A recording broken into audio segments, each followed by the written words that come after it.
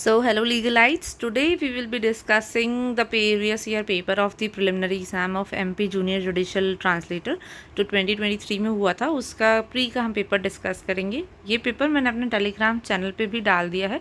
Telegram channel की link आपको इस वीडियो के डिस्क्रिप्शन बॉक्स में रहेगी, आप वहाँ से डाउनलोड कर सकते हैं पेपर को, रिवाइज या गो थ्रू कर सकते हैं। इस वीडियो में मैं एक एक बार बार क्वेश्चन आंसर नहीं पढ़ूंगी। मैं यहाँ पे आपका फोकस मेरा ये रहेगा कि आपको यहाँ से मैं वो टॉपिक्स छटवा सकूँ जो एग्ज़ाम के नज़रिए से सेक्शन टॉपिक्स जो इम्पॉर्टेंट है, ताकि अब आप जो प्रिपेयर करें इस ईयर के एग्ज़ाम के लिए जो आने वाली है, उसमें आप वो टॉपिक्स पे पहले फोकस करें एंड देन दूसरे टॉपिक्स पे ध्यान दीजिए। मैंने एक स्ट्रैटेजी वीडियो भी बनाया था कल, जो कि चैनल पे अवेलेबल है। उसमें मैंने आपको टॉपिक्स, उसमें मैंने आपको कौन सी बुक्स रेफ़र करनी है, इंपॉर्टेंट टॉपिक्स सब ज़्यादा क्लैरिटी से बताया ही था। अब उसी चीज़ को हम फर्दर गो करते हुए आपको दिखाएंगे कि देखिए जो टॉपिक्स बताए गए थे वैसा ही पेपर मोस्टली उन टॉपिक्स से आता है। कुछ एडिशनल टॉपिक्स अगर कुछ हैं तो हम और इसमें देख लेंगे। So let's move further. तो लास्ट टाइम का जैसे पहला क्वेश्चन था इंग्लिश ग्रामर का, तो उसमें था which of the following is not an abstract noun. तो आपको ऑड वन आउट निकालना था कि एब्स्ट्रैक्ट नाउन क्या नहीं है। तो एक नाउन का चैप्टर हमारी ग्रामर बुक्स में जनरली रहता है, संज्ञा का। तो उसमें बहुत सारे टाइप्स होते हैं, proper noun, collective noun, abstract noun. तो ये जो नाउन्स के अलग अलग वैरायटी हैं, तो इनमें कौन सा कैसे पहचाना है, इनके फीचर्स इस चैप्टर को आप कवर कर सकते हैं। वैसे नाउन अगर आप पढ़ेंगे तो फिर नाउन के बाद प्रोनाउन का भी चैप्टर आता है, noun, pronoun, adjective, adverbs.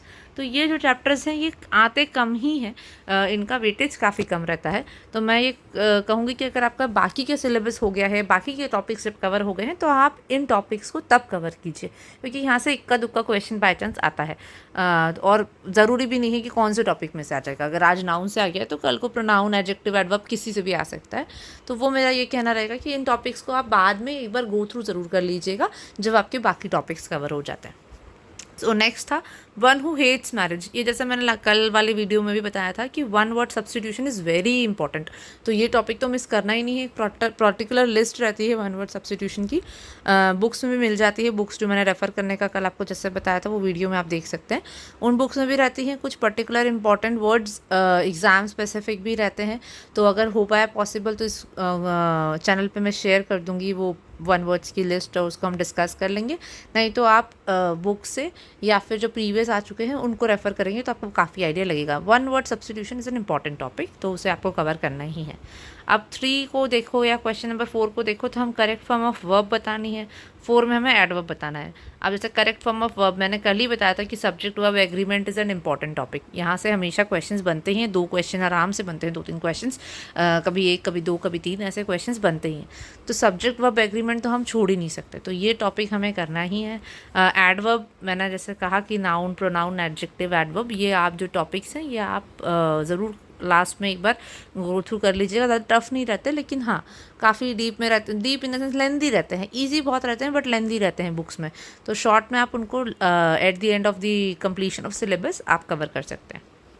Now question number 5 जैसे हमने देखा था, by whom was this done, choose the correct active voice form. मैंने कल भी बताया था कि एक्टिव वॉइस, पैसिव वॉइस से क्वेश्चन बनते हैं। ये देखिए यहाँ पे आपको डायरेक्टली दिख रहा है। तो आपको एक्टिव वॉइस और पैसिव वॉइस पहचानना आना चाहिए। इनफैक्ट जब आप मीन्स में ट्रांसलेशन करेंगे तो भी आपको वहाँ पे वॉइस की हेल्प होती है। जब आप सेंटेंस को ट्रांसलेट करते हैं, ये कोई सेंटेंस पैसिव वॉइस में है या एक्टिव वॉइस है, तो उस अकॉर्डिंग की वर्ब हम यूज़ करते हैं, राइट। तो ये टॉपिक आपका प्री एंड मीन्स दोनों के नज़रिए से काफ़ी इंपॉर्टेंट रहता है। Now moving on to the second 6th question. अच्छा हाँ, एक चीज़ जो मैं टॉपिक्स के नाम बोलती जा रही हूँ वो चाहे तो आप नोट डाउन कर लीजिए या बुक में मार्क कर लो, क्योंकि बुक में आपको बहुत सारे टॉपिक्स देखने को मिलेंगे। क्योंकि बुक पर्टिकुलरली हमारे एग्ज़ाम की स्पेसिफिक नहीं बनी रहती, वो सभी एग्ज़ाम्स को एक जनरल वे में कैटर करती है। तो जो टॉपिक्स मैं बोल रही हूँ, नेम यहाँ पे बोल रही हूँ, उन टॉपिक्स को आप वहाँ मार्क करते जाइए। उन पर पहले फोकस होना चाहिए। कौन सा टॉपिक कितना इंपॉर्टेंट है ये भी मैं बता रही हूँ। जैसे वन वर्ड ज़्यादा इंपॉर्टेंट है, subject verb agreement is very important, voices are very important. तो ये टॉपिक ज़्यादा इंपॉर्टेंट है। दूसरे जो अदर टॉपिक्स मैंने बोले वो कम इंपॉर्टेंट है, तो वो भी हमें करना है लेकिन बाद में, ठीक है। और इस बार आप उससे ज़्यादा कोशिश कीजिएगा कि सारे टॉपिक कवर करके ही चलिएगा, बिकॉज कट ऑफ नहीं कह सकते, ज़्यादा कम कैसा जाएगा, क्योंकि अब काफ़ी बच्चों को एग्ज़ाम के फॉर्म डले हैं, काफ़ी बच्चों को पता था इस बार एक्टिव हो जाते हैं आजकल, अच्छी बात है जो कि। तो आपको हर एग्ज़ाम के लिए मतलब ऐसा प्रिपेयर रहना चाहिए कि आपका कवर हो चीज़ें। Now next word is question number 6। Next question is thieves and murderers deserve severe punishment, है ना। तो यहाँ पर एक डिक्लेरेशन दे रखा है, उसके बाद दे रखा है कि कौन सा चीज़ होगी, तो ये डोंट दे। तो ये जनरली हम बोलते हैं इंटेरोगेटिव फॉर्म ऑफ क्वेश्चंस होते हैं, जो क्वेश्चन नंबर 6 में दे रखा है। तो ये क्या होता है, जब आप किसी सेंटेंस की फ्रेमिंग देखते हैं, बहुत बेसिक चैप्टर होता है सेंटेंस फ्रेमिंग का, तो उसमें हम जब सेंटेंसेस की टाइप समझते हैं कि कौन कौन से टाइप, इंटेरोगेटिव सेंटेंस क्या होते हैं, एक्सक्लेमेटरी सेंटेंसेस क्या होते हैं, तो ये उनका फॉर्म बनाने वाला तरीका है। तो अगर ऐसा टॉपिक आपको बुक में मिलता है तो आप उस चीज़ को वहाँ से कवर कर सकते हैं।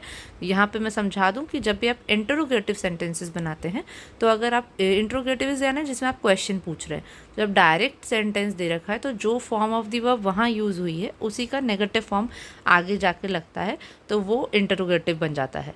जैसे thieves and murderers deserved severe punishment, तो ये जनरल सेंटेंस है, सिंपल सेंटेंस है, सिंपल टेंस में। तो अगर हमें इसे इंटरोगेटिव बनाना है और क्वेश्चन मार्क के साथ बनाना है, तो इसका नेगेटिव क्या होगा, डोंट दे। तो इसलिए वही चीज़ यहाँ पे लगाई गई है और वो आंसर करेक्ट है। नाउ क्वेश्चन नंबर 7 में रॉन्गली स्पेल्ड वर्ड। अब देखिए इसकी कोई लिस्ट नहीं होती है, जब आप वर्ड्स टफ वर्ड्स आप देखते हैं तो उसको कई बार पूछा जाता है स्पेलिंग किसकी सही है। अब इसमें तो प्रायोरिटी उनके रहता है जिनको आदत है इंग्लिश में चीज़ें पढ़ने की, या इंग्लिश वर्ड से जो ज़्यादा फैमिलियर है वो ऑटोमेटिकली इस चीज़ को पकड़ लेते हैं। लेकिन अगर आपने ज़्यादा इंग्लिश वर्ड्स नहीं पढ़ते हैं या बुक्स वगैरह नहीं देखते हैं, तो फिर आपको थोड़ा इशू आ सकता है। तो ये एक ऐसा चीज़ है जिसको हम कवर कितना भी कर लें वो एकदम से नहीं आता। वो ये रहता है कि आप कितना टेक्स्ट इंग्लिश में पढ़ रहे हैं और आप कितने वर्ड्स आपके दिमाग में याद हैं, तो वो वाले वर्ड्स आ जाते हैं। तो उनकी स्पेलिंग किसकी सही है किसकी गलत है, या ऑड वन आउट यहाँ पे बताना था। नाउ क्वेश्चन नंबर 8 में इनडेफिनेट आर्टिकल, मैंने कल भी कहा था कि article is an important topic. A and the 3 type के आर्टिकल्स होते हैं। आर्टिकल्स कहाँ पे कौन सा लगता है ये भी पूछा जा सकता है। यहाँ पे इनडेफिनेट आर्टिकल सीधा पूछा है कौन सा है, तो ये तो हमारे लिए ईजी होता है कि ए और एन जो है ये इनडेफिनेट आर्टिकल होते हैं, डेफिनेट आर्टिकल द होता है। ये तो एक टाइप का क्वेश्चन हो गया ईजी।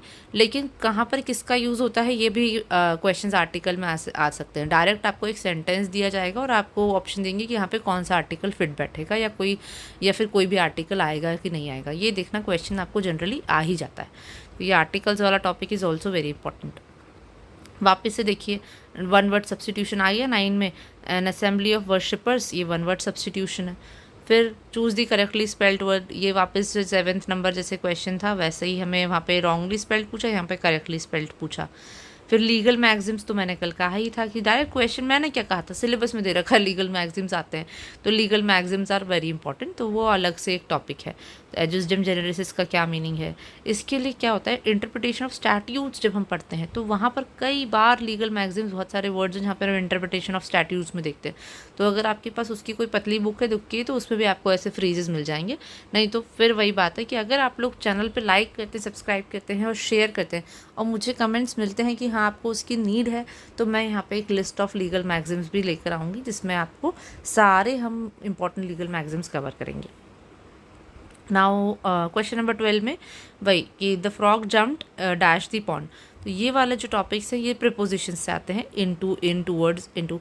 प्रिपोजिशन भी जैसे मैंने कल कहा था is a very important topic. तो प्रिपोजिशंस तो आपको पढ़ने ही हैं, क्वेश्चन बनना ही बनना है प्रिपोजिशन से, मोस्टली बनता ही है, मतलब ऐसा कहीं लिखा नहीं है कि बनेगा ही, बट मोस्टली बनता है। Chances of preposition is an easy and well scoring और फेवरेट टॉपिक्स में से कहते हैं कि जहाँ से इंग्लिश का मतलब सामने वाले को हमारे इंग्लिश का प्रॉपर नॉलेज भी पता चलता है, तो वो एक अच्छा टॉपिक है एग्ज़ाम पर्सपेक्टिव से। ठीक है, अब क्वेश्चन नंबर 13 जो दे रखा है वो उस पर है कि टाइप ऑफ सेंटेंस पे ही दे रखा है कि सिमिली, पर्सोनिफिकेशन, हाइपरबोले, अपोस्ट्रोफ, कौन से टाइप का सेंटेंस है। जैसे हमने इंटरोगेटिव जैसे चीज़ें पढ़ी थी वैसे यहाँ पर भी सेंटेंस को इन्हांस करने वाली चीज़ों को बोला जाता है। नाउ 14th में भी हमें ये देखना है कि कोवेनेंट का नियरेस्ट मीनिंग क्या है। मैंने बताया था सिनोनिम एंटोनिम। अब देखो सिनोनिम एंटोनिम से डायरेक्ट 4 क्वेश्चन पूछ रहे हैं, 14 भी, 15 भी, 16 भी, 17 भी। तो synonym and antonyms is a very important topic. दो इसकी कोई एक डेफिनेट लिस्ट नहीं है, तो हमारे बस में क्या है कि जो हमारे पास अच्छी बुक्स हैं उसमें जितने टॉपिक्स वर्ड्स दे रखे सिनोनिम एंटोनिम, हम डेली के कुछ 30-40 रीड करते चले और रिवाइज करते चले। अगर हमारा लक में हुआ तो हमें ऑफकोर्स उसी में से मिल जाएगा, प्रीवियस से क्वेश्चन कर लें हम और तो उसी में से मिल जाना है हमें, और नहीं तो फिर एक आध क्वेश्चन नहीं भी मिलेगा। वैसे तो जनरली मिल जाना है, तो आपके हाथ में है एफ़र्ट्स करना, तो वो हमें हमारे हाथ में जो एफ़र्ट्स डालने का काम है वो हमें करना चाहिए। तो इसलिए बुक में से वो पढ़ लो, प्रीवियस ईयर पढ़ लो, बाकी देखते हैं। लेकिन सिनोनिम एंटोनिम से आने ही है क्वेश्चन। तो अभी देखो 4 क्वेश्चन आ गए। देखो 1 वर्ड से कितने क्वेश्चन आ गए, 2 ऊपर आ गए। 18th वाला भी 1 वर्ड है, ठीक है। 19th वाला भी 1 वर्ड है। 19th वाला statement which is accepted as true without proof, तो ये भी 1 वर्ड में ही आ रहा है। अब 1 वर्ड वैसे तो एग्जैक्टली 1 वर्ड क्वेश्चन नहीं है 19th वाला, बट एक तरीके से मैं कहूँगी फिर भी 1 वर्ड की लिस्ट में ही नीड हम कैटर करेंगे, बिकॉज आने को कुछ भी आ सकता है। तो पार्ट ऑफ 1 वर्ड सेंटेंसेस ही है 1 वर्ड यानी सब्स्टिट्यूशन वाला, ठीक है। तो ये देखो ये आ गया 20 भी 1 वर्ड सब्स्टिट्यूशन है, देखो कितनी बार आ रहा है। तो मैंने जैसे इंपॉर्टेंट टॉपिक्स बोले थे कल, वो कल का वीडियो वेरी इंपॉर्टेंट है, मैंने वैसे भी एनालाइज करके ही बोले थे। मैंने आज पेपर इसलिए लाया है कि आप वो चीज़ देखें कि वो वीडियो कितना इंपॉर्टेंट है, जहाँ पे मैंने स्ट्रैटेजी शेयर करी, जहाँ पे मैंने इंपॉर्टेंट टॉपिक्स शेयर करे हैं, और उसी चीज़ को हम यहाँ पे देख रहे हैं, राइट। और फिर एक idioms and phrases, I guess मैंने कल, मुझे नहीं याद मैंने उसमें नोट डाउन करा था या नहीं करा था वीडियो में, बट ईडियम्स एंड फ्रेजेस भी एक इंपॉर्टेंट टॉपिक हो जाता है, जो कि देखिए 21, 22 ये दोनों ईडियम्स फ्रेजेस इनसे आया है, ठीक है। और फिर उसके बाद आता है मतलब ईडियम्स फ्रेजेस, जो मुहावरे लोकोक्तियाँ होती हैं उसका मीनिंग क्या है। तो इस पे ईडियम्स एंड फ्रेजेस का भी एक चैप्टर बुक में रहेगा, उसको भी आप रीड डाउन कर लो। लिस्ट देखो लंबी रहती है, आपको ये करना है कि आप एक डेली के टारगेट सेट करो कि 20-30 में डेली एक बार रीड लगा लूँगी या लगा लूँगा, उसको रिवाइज कर लूँगा, और नेक्स्ट दिन उसके आगे करेंगे। तो ऐसे करके दिमाग में रह जाता है, जब आप पूरा रटना तो नहीं है, बट आप उसको 1-2-3 बार पढ़ते हो नॉर्मली एक रीड करते हुए, तो आपके ऑटोमेटिकली जब आप क्वेश्चन देखोगे आपको वो चीज़ आ जाएगी याद। नाउ 23 भी एक तरीके से वही जो सेंटेंस का टाइप है कि सिमिली हाइपरबोल हमने ऊपर भी देखा था, वो वाला सेंटेंस का फॉर्म क्या है ये बता रहे हैं कि सेंटेंस किस टाइप का है। 24 में भी सेंटेंस के जो एक्सप्रेशंस है, तो इस टाइप के हमने देखो एक तरीके से 23, 24, 25 ये एक ही कैटेगरी आ गई। एक ही कैटेगरी क्या, सेंटेंस को इन्हांस करने वाले जो टाइप होते हैं, सेंटेंस किस टाइप के होते हैं उसमें ये चीज़ें आती हैं, या सेंटेंस को इन्हांस करने वाली चीज़ें मेटाफोर, हाइपरबोल, एपोस्ट्रोफी, ये सब सेंटेंस के एक तरीके से एनहांसर्स रहते हैं। इनका एग्जैक्ट टॉपिक का name I am not very sure, मेरे को याद नहीं आ रहा, अगर याद आता है तो मैं कमेंट में डाल दूँगी। बाकी ये वही टॉपिक आपने कहीं ना कहीं सुना होगा, ये टॉपिक भी इंपॉर्टेंट है इस एग्ज़ाम में। अभी 4 क्वेश्चंस तो हमने यहीं की यहीं देख लिए। फिर वही लीगल मैक्सिम 26 में, 27 में भी इज़ अ मैक्सिम है ना, कैवेट एम्प्टर, रूल निस्सी, ये सब मैक्सिम्स हैं। तो उसको मैंने कैसे हैंडल करना है कल वाले वीडियो में बताया था। फिर करेक्ट सेंटेंस में ऑप्शन चूज़ करना है, तो ये एक जनरल बेसिक चीज़ है। यहाँ पे आपको अगर 28 को सॉल्व करना है, तो अगर आपको जनरल इंग्लिश का नॉलेज है, नाउन, प्रोनाउन, एडजेक्टिव, एडवर्ब्स का, तो ये ऑटोमेटिकली आपसे हो जाएगा सॉल्व। तो वही जैसा अर्लियर कहा था कि ये टॉपिक्स आप बाद में एक बार गो थ्रू कर सकते हैं। नाउ 29, 30 इज़ ऑल्सो मैक्सिम्स, 31 भी मैक्सिम है, 32 मीनिंग, वर्ड मीनिंग वोकेबलरी से आता है, या फिर एक तरीके से कुछ एक वर्ड से आता है जिसका मीनिंग क्या है, जो हम अक्सर यूज़ होते हैं। 33 इज़ अ मैक्सिम, तो मैक्सिम्स तो छोड़ने ही नहीं है, क्योंकि वो मेंस में भी है, वो प्री में भी है, ठीक है, तो वो इंपॉर्टेंट हो जाता है। 34 अगेन फ्रॉम ईडियम, तो 34 ईडियम से आया है। टॉपिक्स में बताती जा रही हूँ, आप देखते जा सकते हैं। 35 भी ईडियम ही है। Build Castle's in the air is an idiom और इज़ अ फ्रेज। जब आप एक तरीके से ड्रीम करते हो तब आप कहते हो you are building castles in the air. तो देख रहे हो कितनी जगह ईडियम फ्रेजेस आ गए। तो एक टॉपिक तो ये लिख ही लो इंपॉर्टेंट टॉपिक्स में, जो मैंने आपको नोट डाउन करने का बोला, ईडियम्स एंड फ्रेजेस, ठीक है। फिर what do you mean by a tree is known by its fruit, तो people are known by their character. तो ये लोकोक्ति हो सकती है जो जनरली यूज़ होती है, ठीक है। तभी फ्रेजेस में से ही आए हैं। तो मैं वही कह रही हूँ कि लिस्ट डेफिनेट नहीं है इन चीज़ों की। आप क्या कर सकते हैं, हम क्या कर सकते हैं कि हम लोग बुक्स में से पढ़ के और प्रीवियस ईयर पेपर देख के इस चीज़ को हैंडल कर सकते हैं, जितना हमारे उसमें हो कि हम लोग उस तरीके से उतना कवर कर सकते हैं। फिर काफ़ी हद तक चीज़ें वहीं से आ जाती हैं, और वो चीज़ें काफ़ी हद तक हमें हेल्पफुल रहती हैं याद करने में, फिर आने को जो भी रहे। 37 में तो पर्सन का स्टेटमेंट आ गया है कि कौन से पर्सन ने ये लाइन कही है। तो that's a difficult one, because कई बार स्टेटमेंट ये आपके जनरल नॉलेज से आता है, जैसे हमने बोला ना कि कोई वर्ड रॉन्गली स्पेल्ड है या करेक्टली स्पेल्ड है, या आप जितना पढ़ते हैं वर्ड्स, आप जितना इंग्लिश से फैमिलियर रहते हैं तब आप आंसर कर सकते हैं, एक दिन में हैबिट बिल्डअप नहीं होती। उसी तरीके से कोई अगर स्लोगन, कोई अगर थॉट किसी ने पर्टिकुलरली कहा तो ये आप तब देख सकते हैं जब आप इस चीज़ों से मतलब वाकिफ़ रहे हो, इन चीज़ों को आपने रीड आउट करा है। स्टिल कई बार कुछ पर्टिकुलर स्लोगन्स वगैरह, थॉट्स की लिस्ट एक बार लूसेंट वगैरह में रहती है, बट मुझे नहीं लगता वो इस एग्ज़ाम के लिए स्पेसिफिक है।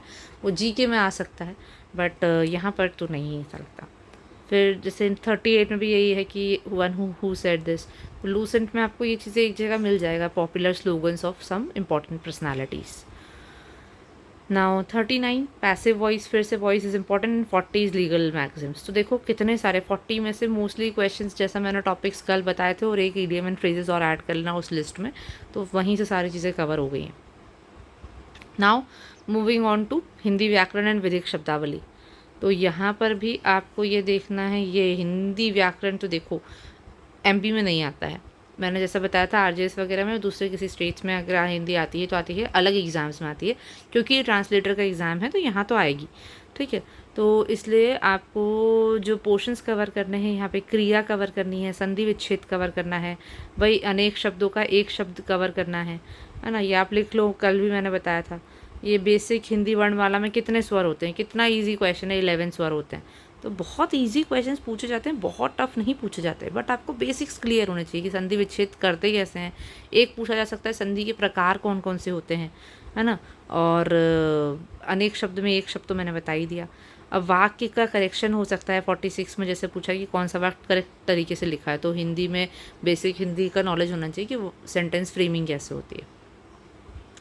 स्वर व्यंजन हमने देख लिए, और अलंकार मैंने कल भी कहा था, अलंकार आते हैं तो कौन सा अलंकार यूज़ हुआ है, और चौपाई के प्रत्येक चरण में कितनी मात्राएं होती हैं, ये थोड़ा डिफरेंट टाइप ऑफ क्वेश्चन है, तो ये नॉलेज से आता है। और फिर उसके बाद समास, हाँ समास आई गेस मैंने समास का लिखा था क्या, जो हमने सेशन करा था उसमें मैंने शायद समास नहीं पढ़ा था, बट समास is also an important topic और ईजी टॉपिक है। समास, संधि, ये थोड़े बड़े ज़रूर है, लेकिन ये 100% क्वेश्चन मिलेगा ही आपको, संधि, संधि विच्छेद, समास, तो ये तो देखना ही है। अनेक शब्द में एक शब्द भी, और विलोम और पर्यायवाची भी आता है इंपॉर्टेंट।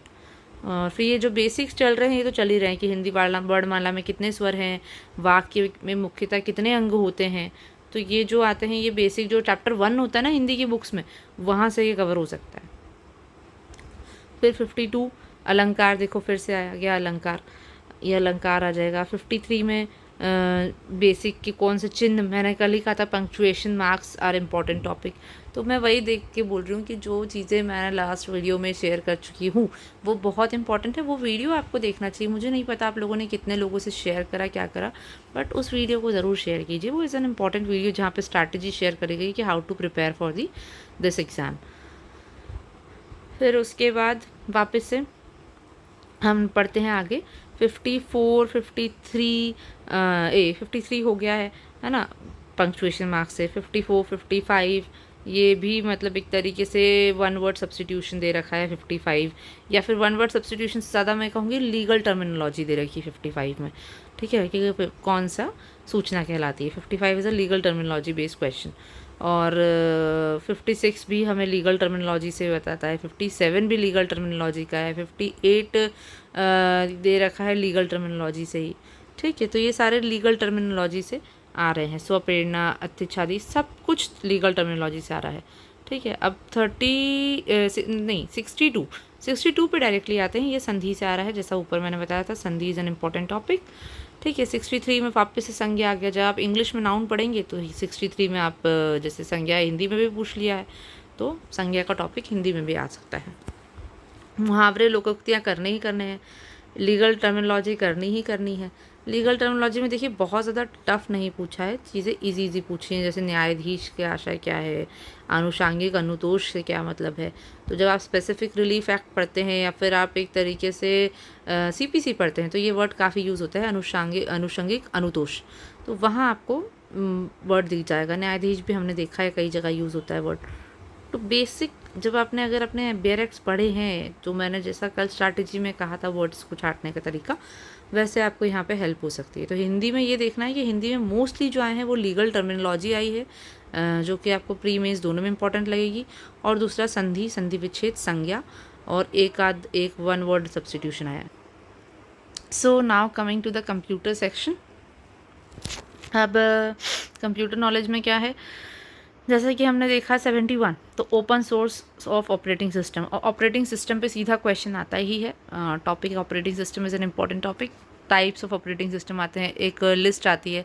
अच्छा हाँ, एक सॉफ्टवेयर की लिस्ट आएगी हमेशा, एप्लीकेशन सॉफ्टवेयर है कि यूटिलिटी सॉफ्टवेयर है, तो उन सबको आप लिस्ट बुक्स में मिल जाएगी आराम से, वो आप पढ़ सकते हैं। तो उस पर डायरेक्ट क्वेश्चन बनता है। ऑपरेटिंग सिस्टम हो गए, टाइप्स ऑफ सॉफ्टवेयर हो गया, ये इंपॉर्टेंट टॉपिक हो गया।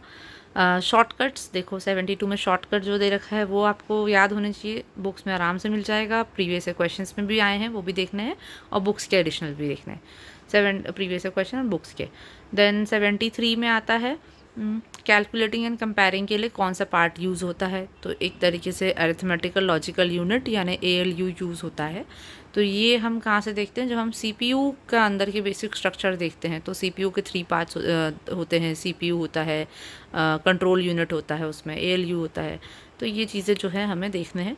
तो वहाँ से जब आप बेसिक्स ऑफ फंडामेंटल कंप्यूटर्स देख रहे हो तो ये वहाँ से कवर हो जाता है। 74 कोई पर्टिकुलर ऐसा टॉपिक तो मुझे नहीं याद है, लेकिन हाँ टाइप्स ऑफ स्टोरेज में जब आप देखोगे तो वहाँ पर 74 वाला जो क्वेश्चन आपको मिल जाते हैं। बट ये टॉपिक जनरली बुक्स में बहुत ज़्यादा डीप में कवर नहीं रहता जब तक कि आप हाई एंड डॉक्यूमेंट्स नहीं पढ़ रहे या हाई एंड बुक्स नहीं पढ़ रहे। फिर कंप्यूटर में IC चिप का प्रोडक्शन क्या से होता है, बहुत ईजी क्वेश्चन है एंड आई गेस रिपीटेटिव भी है। फिर उसके बाद 76 पे आते हैं। 76 में भी बेसिक चीज़ें दे रखी है। देखो कंप्यूटर में एक कोई ऐसे टॉपिक नहीं कह सकते, उसमें यही है कि ऑपरेटिंग सिस्टम पढ़ लो, टाइप्स ऑफ सॉफ्टवेयर पढ़ लो, एंटॉन वो पढ़ लो, शॉर्ट फॉर्म्स, और एक तरीके से कीबोर्ड शॉर्टकट कीज़ देख लीजिए, और बेसिक्स ऑफ कंप्यूटर की कौन सा क्या है, स्टोरेज देख लो, है ना। 83 84 में देखो स्टोरेज की बात कर रखी है, एक्सटर्नल स्टोरेज क्या नहीं है। 84 में 1 KB कितने के इक्वल है, ये बहुत इंपॉर्टेंट और बेसिक क्वेश्चंस है। लैंग्वेजेस, कंप्यूटर लैंग्वेज कौन सी फर्स्ट लेवल लैंग्वेज है, कौन सी सेकेंड लेवल, कौन सी third level, generations of computer में कौन सी जनरेशन में कौन सी चीज़ यूज़ हुई, ये इंपॉर्टेंट रहता है। तो ये चीज़ें आप कंप्यूटर में देख सकते हो। शॉर्टकट्स देखो फिर से आ गए 88 में, एब्रीविएशंस 89 में आ गया, वापस ऊपर भी था एक क्वेश्चन एब्रीविएशन का, वो यहाँ पे भी है। इंटरनेट के बारे में बेसिक चीज़ें पढ़ लो कि वेब पेज क्या होता है, बहुत सारे कलेक्शन ऑफ वेब पेजेस को क्या बोलते हैं, हाइपरलिंक क्या होती है, HTML का फुल फॉर्म क्या है, ये कुछ पर्टिकुलर चीज़ें हैं जो बहुत इंपॉर्टेंट हो जाती हैं। देखो HTTP तो पूछ ही रखा है 90 में, तो ये क्वेश्चंस बड़े इंपॉर्टेंट है। कंप्यूटर बहुत बेसिक आया होगा, अगर आप लोग ऑलरेडी देख चुके होंगे कंप्यूटर के कुछ एग्जाम्स तो ये देख लिया, आपको काफ़ी ईजी लगा होगा। तो ये टॉपिक्स कवर करने हैं। नाउ जनरल नॉलेज 91 से जो क्वेश्चन दे रखा है, देखो इसमें newly constituted 53rd district of MP क्या है। तो देखो MP का ज़्यादा पूछा है इसमें, MP का उस टाइम पे 53rd डिस्ट्रिक्ट कौन सा बना था, और फिर लॉन्गेस्ट ब्रिज कौन सा रिवर पे बना है MP में, कॉन्स्टिट्यूशन के पार्ट में कितने आर्टिकल्स हैं।